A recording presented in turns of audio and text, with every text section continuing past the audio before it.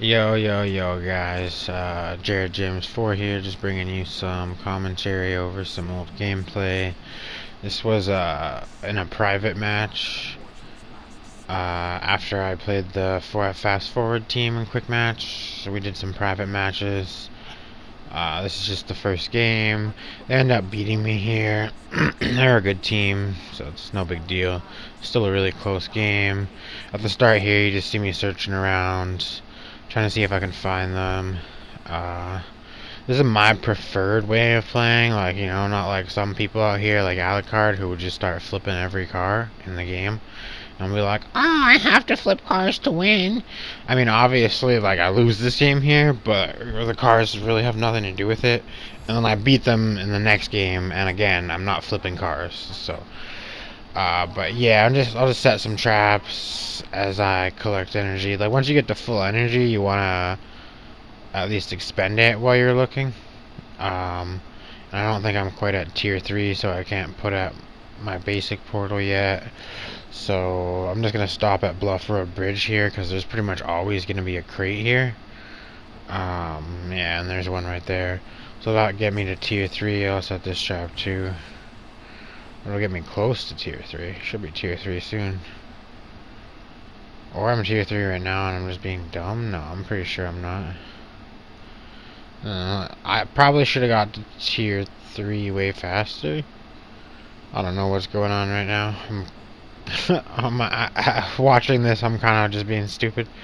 Uh, uh,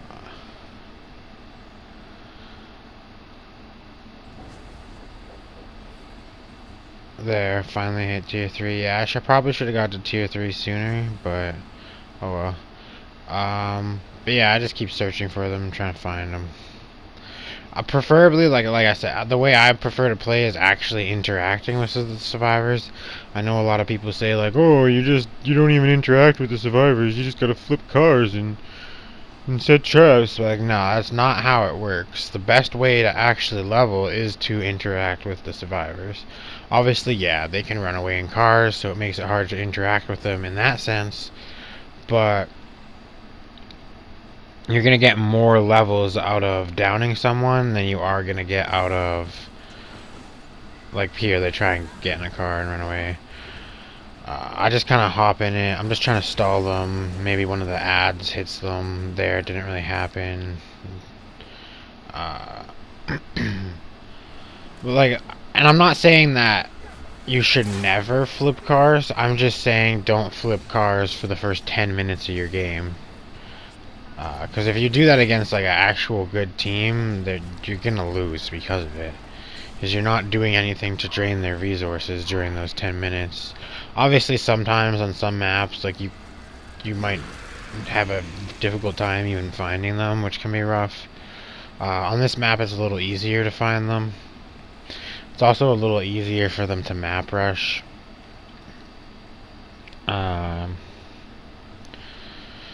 And the other thing is, like, if there's only one car by the survivors and, you have a chance to flip it, go ahead and flip that car then. That's actually a really good idea. I'm just saying don't spend, like, the majority of your time flipping cars. And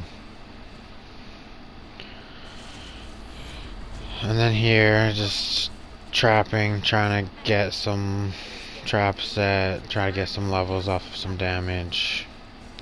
They're doing a good job at avoiding me, not fighting me. Henry goes invincible here as to not give me points from hitting him. Henry player is pretty smart about that. And then I just have to collect more energy so I can do more shit. And I see the map piece here, which is a good thing. I can set traps in this house. Don't even have the... Oh, a weird lag spike. Get the energy.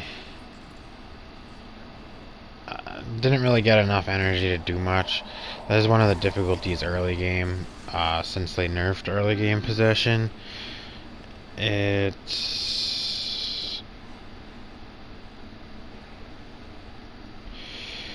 It does make it harder, especially against teams. I get why they did it for quick match because like solo queuers with a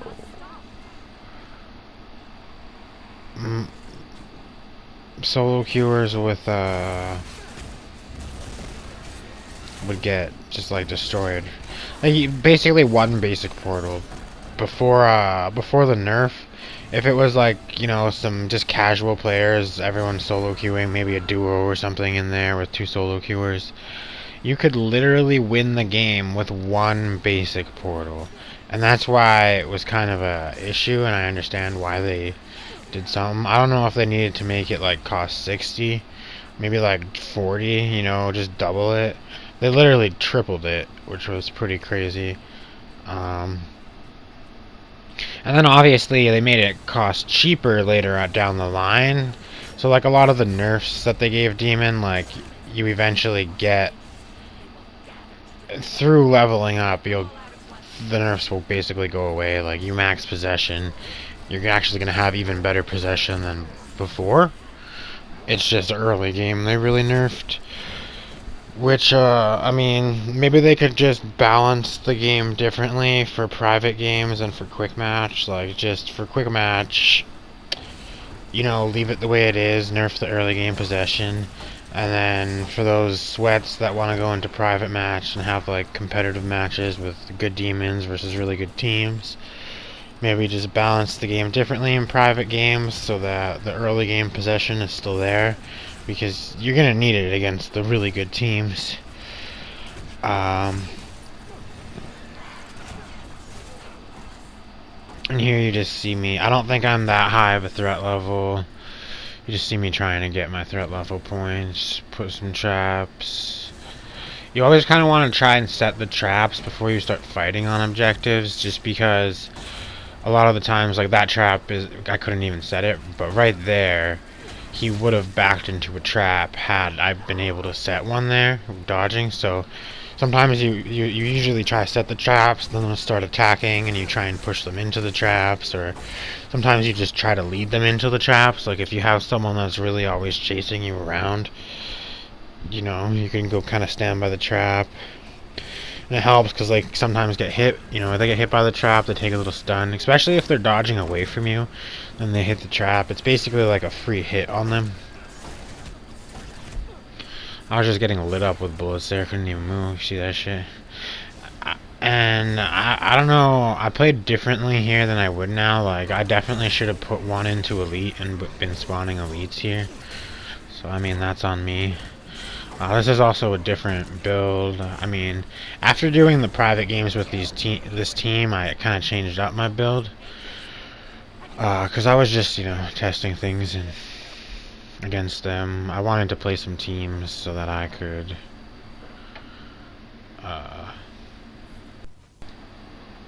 yeah, I just wanted to play teams so that I could test a few different builds out to see what was really the best. With Warlord, this is one of the things I was testing. I'm still kind of not really done testing. Like, I think there's like 41 of the 45 skill points need to be in a certain spot right now, and then the last 4 skill points you can kind of play around with. At least I do. I think I'm pretty set on a build right now, but you know, you play different teams in private games, and then they show you different things, and you're like, man, maybe I need to change up the build a bit again. But I think there's basically... I mean, a lot of it just ends up coming down to the RNG you get against them. So, that's part of it. But yeah, you see, they finished the first objective. I'm just going to try and harass them as they go to this objective. Get some energy, trap the objective before they get here. Maybe set a proxy portal. Max out that basic. That way your basics, you get one more unit out of the portal, as well as they spawn with a hand axe. So they'll deal a little bit more damage. Like, even on the book, if they have an axe in their hand, they deal a little more damage than they would with no axe in their hand.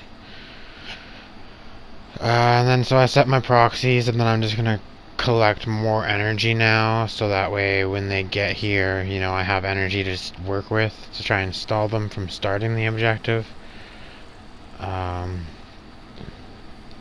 So I got a decent amount of energy. I'll come back, spawn a portal.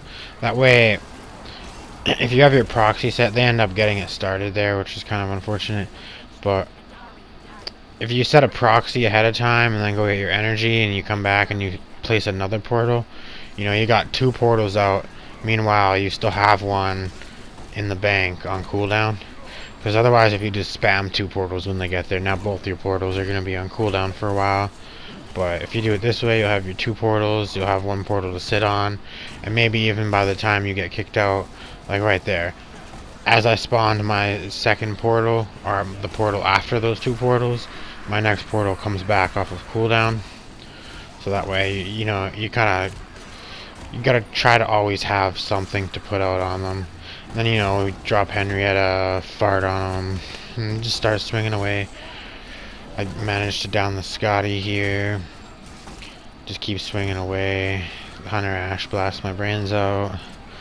Jump scare, so that I probably could have waited on that jump scare just a little bit because they weren't even going for the revive right at that second.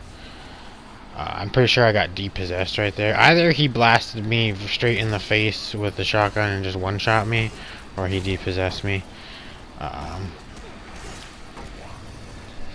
Yeah, and I just keep fighting them, you know. Try and get the threat level points. I definitely level things up differently than I would now in this game. Now I wouldn't really go for the infernal energy until after I max out possession, basic, boss, and elite. Basic's gonna be the first one you max. Elite, I'll just leave 1 in until basically I have to start putting things in there. Possession's gotta go to 3 right away. Boss has to go to 1 at 10. And then just as you get them, you're gonna put them either in.